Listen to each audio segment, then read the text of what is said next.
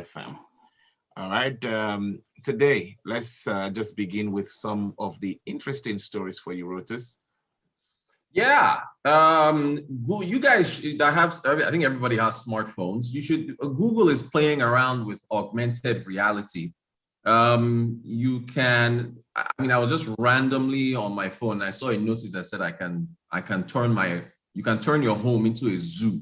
So you search for animals, and Google now, the search option gives you an option to look at the animal in 3D. You know, your normal, when you do a Google search, you can look at the images, you can look at normal images. So Google will just take images of animals from wildlife pictures, from zoos, one.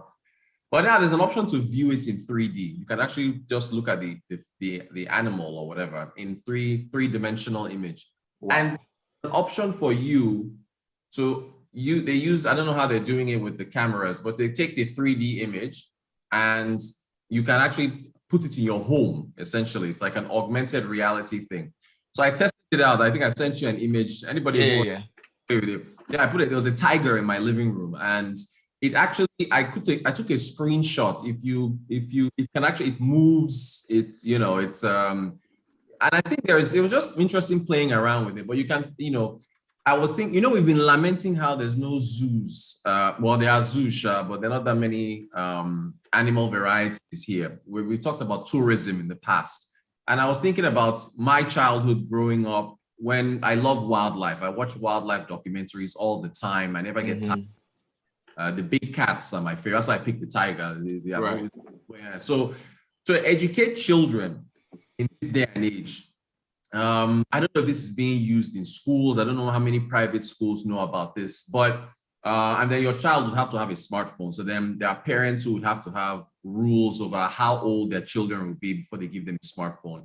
I think for the purpose of safety and for the purpose of, keeping in contact, I'm speaking for myself, Rotus, I'm giving my child a smartphone as early as they can start pressing buttons, because kids nowadays are incredibly advanced and they know all this stuff. So I'm curious to know, for our parents out there that are listening, at what age you gave your child their first smartphone, or if you're still thinking about it. But the whole point is that for educational purposes, used to go on trips to the zoo, to all these museums and stuff, in order to go and learn about different things.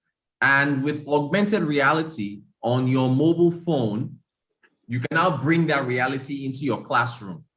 So you just, for this Google purpose, for this Google thing, this augmented reality thing, I remember I was pointing my phone in the dark part. He said, no, this place is too dark. Point your phone where there's light. I pointed there's light, and then the tiger appeared and it was moving and doing all these things. So for teaching children about different types of wildlife, if you have a well-lit classroom, which means you need light, you would, be able to beam these images into your classroom. The children can play around with their phones and learn a lot about different types of wildlife and different types of things. So I thought it was very interesting. And you don't need a virtual reality headset. You don't need, frankly, virtual reality headsets, I feel they're heavy and invasive. So it would be, although you still, when we think about the metaverse and all these things that are going on, I thought it was pretty cool that what Google was doing with the. Zen thinks differently, says augmented reality. Risk lies in the potential damage that frequent and prolonged exposure to XR environments could do to our mental health. Well, so this is the thing. You're not using a headset. You're just using a phone. So for this, and this is the reason why this is now, and I thank you for that message, a good message.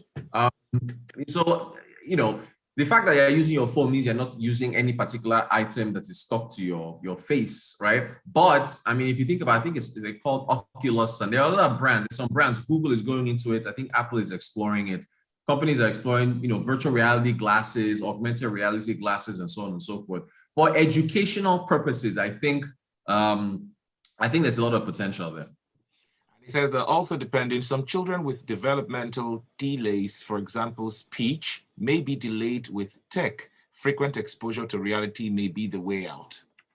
And that is a good point. You cannot substitute seeing a real life tiger in a zoo with seeing it on your phone. But how many children in public schools in Nigeria, how many of them have access to these sorts of things? Even private schools. You cannot go on I don't know any school, anybody, if your child is doing it, let me know of any school in Nigeria that takes for maybe biology class or something, takes a field trip to a zoo where the whole school goes to a zoo and they're looking at the different animals and learning. We don't have that. And that is a major, major, major minus for education of our children. So now they're left to have to watch things on television or watch videos on YouTube in order to learn about wildlife. And we shouldn't limit this to wildlife. We should, there are other things that they need to learn about. There's something called spatial design that uses augmented reality and virtual reality for design disciplines, engineering, architecture, software design, gaming, and so on and so forth. This type of technology can go a long way in teaching. I'm trying to get, there's a guy in the Netherlands. He co-founded a company called Archeo, and they do spatial design. He's an engineer, he's an architect, and I'll send you the videos you can share with our viewers. Really cool stuff in virtual reality, building buildings, and stuff like that. All the models you see for real estate companies. So there's just a whole lot that's to explore in this field. All right, let's talk Amazon quickly. Yeah, Amazon is buying, I think the company is One Medical for $3.9 billion. Amazon is going into healthcare. According to their senior... Sorry, did you say 3.9 billion or million? Yes, billion, B. There's no more deals, million. Hell, these deals now. They are billion. So, and just to lump this in there, I think Apple too is getting into this as well. Apple just released a report on healthcare. So let me quote an official from Apple. Let me quote an official from Amazon. So Amazon said, this is Neil Lindsay, their senior vice president of Amazon Health Services, said Amazon believes healthcare is high on the list of experiences that need reinvention. We hope to be one of the firms that helps dramatically improve the healthcare experience over the next several years. And then Apple said, our vision for the future is to continue to create science-based technology that equips people with even more information and acts as an intelligent guardian for their health. So Apple is expanding the healthcare information on the Apple Watch that monitors your heart rates. If it notices if you fall down, it will call emergency service. This is America or this is over there. So the two companies, these big tech companies, are making a full frontal assault on the healthcare markets, which is pretty big when you consider what can be done there. I think One Medical Self, the company that Amazon is buying, they use virtual reality for their healthcare. So telemedicine, where you can contact a doctor via Zoom or via your phone, and they can diagnose. So it's a pretty big deal that was just announced yesterday, almost $4 billion for a company. All right. Well, Zen is on a roll, says VR is vulnerable to security threats and unauthorized access by hacker attacks and malware. That said, we can counter as much of this. We can counter as much of this once we are aware. Amazon has repeatedly proven its might in disrupting legacy industries. Healthcare will be no different. Think about us and our healthcare needs here. So the disruption would be, I think, it would be much needed. Rotus, hell no. No school in Nigeria would ever be allowed to take my child to a zoo. They are too careless and irresponsible. Dipo sent that one across. So wait. Let's wait, Dipo. That's a good point there. Dipo, how do your children learn about wildlife? What options do you use? I want parents to out there. If you're using tech or using television or books, what are you guys using? All right, go ahead. Okay, so Benga Komu is in with this one. So what types of Android phones can watch the animals in 3D? Augmented reality can be a very useful tool for educational purposes. I agree. It brings another perception of reality. Amazing. And goes on, says, what aspect of our lives won't Amazon get into? The company can become a government of the world. They'll bring innovation and new ideas. Tunji is even also hiring. Yeah, go ahead. Go ahead. Yeah, okay, they're hiring software engineers from Nigeria. I know they're coming into Yes. So Amazon is coming for us. Tunji is pleading and he's saying, I'm expecting the virtual reality app from Rotus. Thank you.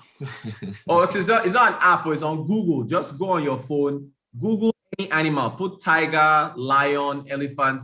Google should give you an option to look at it in 3D. Then when you look at it in 3D, to now give you the option to display the image in your living room or wherever you are, if it is well lit. So try it out on your phone.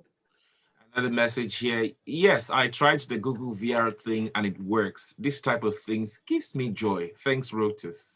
Nice. So he was just Nice. listening and decided to try it. Quickly, let's talk about Netflix losing a lot of Netflix subscribers.